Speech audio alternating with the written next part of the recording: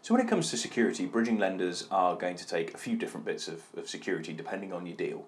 So they'll either take a first charge, a second charge, they'll want a personal guarantee, and they'll want a debenture. And depending on whether you've brought private investors into the fold or not will depend on whether they want a deed of subordination.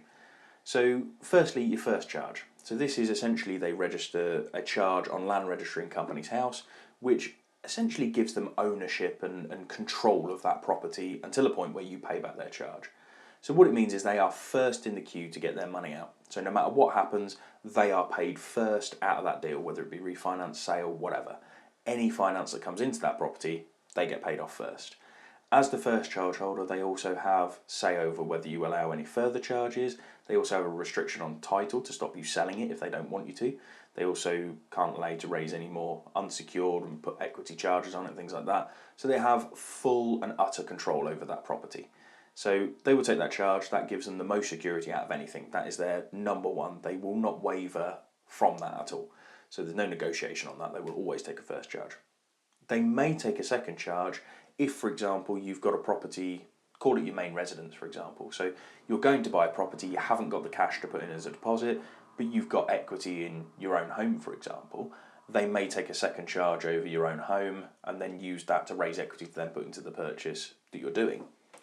Obviously, as we just mentioned with the first charge, if they wanted to take a second charge, they would have to get the first charge holder's consent on your personal house. So if you're with a high street bank, for example, that should be relatively okay.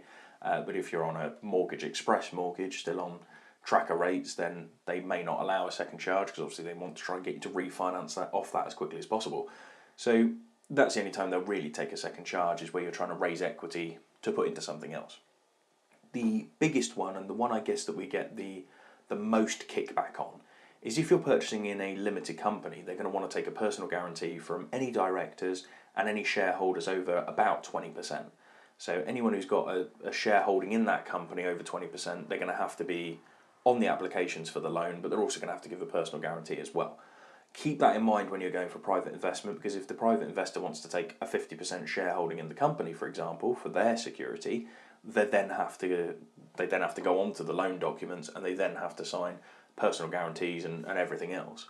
A personal guarantee is a document that you sign which essentially says, I personally guarantee the debt of my limited company.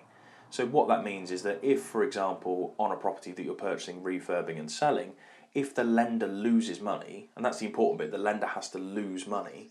If they lose money on a repossession, for example, they will then come after the personal guarantee and then would look to essentially repossess your personal assets to pay back the money that they had lost. One of the important things with personal guarantees is that in some scenarios they are capped to a certain amount of the loan.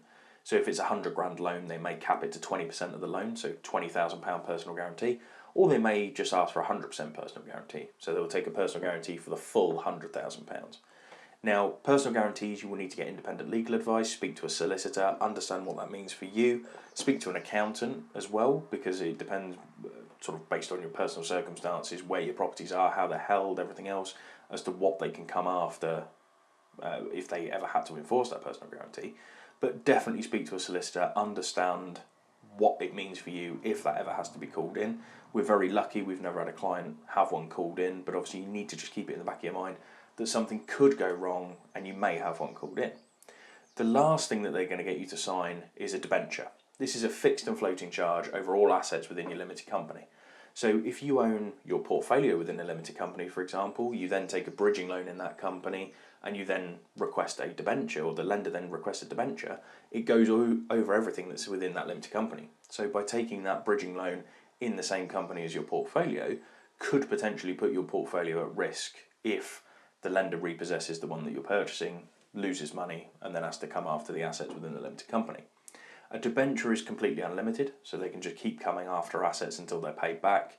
So that's where you need to be very careful again as to what else is within that limited company structure. Speak to an accountant, because you can set up a group structure, SPVs, etc. to try and protect yourself from debentures. But I would highly recommend getting a good accountant in place who can talk to you about setting up an SPV structure so as to ensure those debentures are over just that individual project and not putting the rest of your portfolio at risk. So well worth looking into that.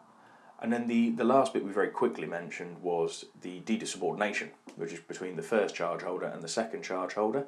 So that's whether the first charge holder in most scenarios is going to be the bridging lender, and the second charge will either be a further bridging loan if you're trying to raise more equity, a mezzanine lender, or potentially a private investor. So that deed is essentially a document between the two of them to agree essentially how they can treat one another and to set them so that they're respectful of one another's position. And the second charge holder essentially signs that deed of subordination to ensure that they essentially have no rights to mess with the security of the first charge holder. So they're pretty much all the documents that you're going to have to look at when going for a bridging loan. There may be some other documents that are sort of one-off documents, but as a rule of thumb, those are the ones that you're going to look at on every bridging transaction.